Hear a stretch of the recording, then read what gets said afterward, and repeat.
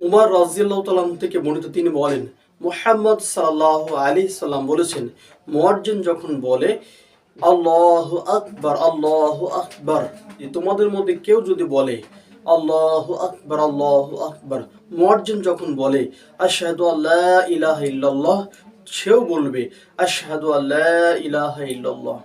সে যখন বলবে আশহাদু আন্না মুহাম্মাদার রাসূলুল্লাহ, সেও বলবে আশহাদু আন্না মুহাম্মাদার রাসূলুল্লাহ।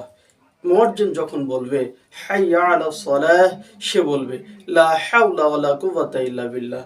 মুয়াজ্জিন যখন বলবে হাইয়া আলাল ফালাহ, সেও বলবে লা হাওলা ওয়ালা কুওয়াতা ইল্লা বিল্লাহ। মুয়াজ্জিন যখন বলবে আল্লাহু আকবার, আল্লাহু আকবার, সেও বলবে আল্লাহু আকবার, আল্লাহু আকবার। যখন বলবে লা ইলাহা ইল্লাল্লাহ, সেও বলবে লা ইলাহা ইল্লাল্লাহ।